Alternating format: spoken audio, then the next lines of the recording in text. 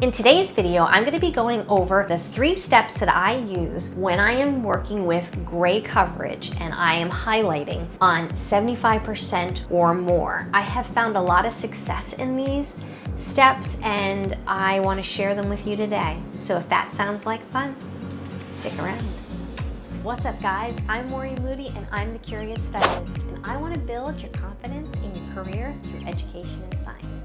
So if you're curious, consider sticking around. This is going to be more like 5 tips instead of the 3, like I said, because there's 2 more things that I remembered that would be helpful. So the thing that you need to think about when you are working with gray hair that is 75 to 100%, when I have highlighted that hair, especially when I'm working towards the closer to 90 to 100%, I have highlighted it, and then when I go to tone it, it still looks gray. It has like a translucent sort of look. It doesn't even look like I highlighted it. It just looks hollow and gray. And I did not like that. I'm not a fan of that. I don't like sending my people off, especially when you're working with dark hair. You can't have that, and let me tell you, that is going to be, I'm going to be talking about that in the next video, what to do with dark hair, my 3 tips for working with 100% gray on dark hair. That will be the next video I'm working on.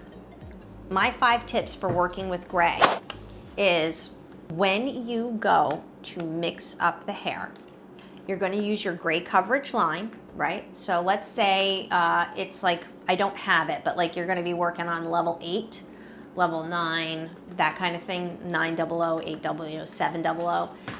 I'm going to be using the 20 volume because I want that hair color to have like a denser payload. So if I am doing 7, 8, and 9, I am going to use 20 volume to make sure that that color is more densely applied. So that's my tip number 1. Tip number 2, you're gonna mix a small batch of your like 700, 800, or 900. You're gonna mix like 10 grams. So you're gonna mix 10 grams with 20 volume, and you're going to apply that around the hairline. And you're gonna give, like I said, you're gonna put that 10 grams of the color around the hairline. If they need more, I typically have never needed more than 10 grams.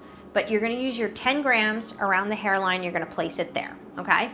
Number 3 is when you go to apply, you're going to give it time to work. So that's tip number 3. So you're going to give it time to work. And you're going to start to place your foils. If you're doing a face foil or you're doing a full foil, you're going to start in the back and you're going to work your way up. This is going to give the color time to work. Like I said, you're going to place that hair color around the color line, and then tip number 3 is you're going to start in the back and you're going to give the hair color at least 15 to 20 minutes to work. You can do that while you're foiling. If you're doing face foil, start at the round of the head and work your way to the front. So that's my tip number 3. So my tip number 4 is when you are applying the hair color, applying the highlights to that hair color that you've already laid down, don't be neurotic and try and get it right up to the scalp. They're not going to notice it anyway. Feather that lightener on, do the best job that you can, but don't get neurotic. Don't try to get it right to the root. It's going to, I've never had anybody complain about it, and if they do, they can go on anyway. You just don't be over neurotic about your color going straight or the highlight going straight to the root.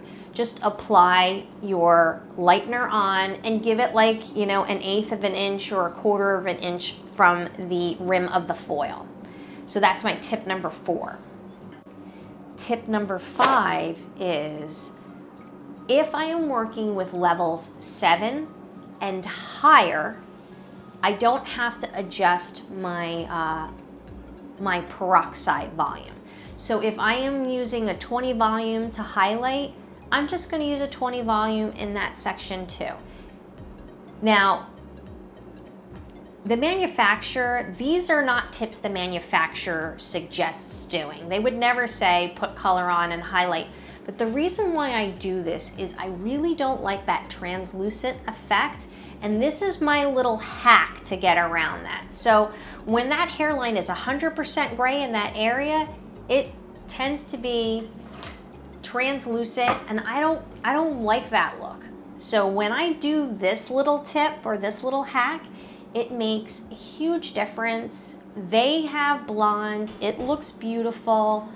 I'm really happy with the way it turns out.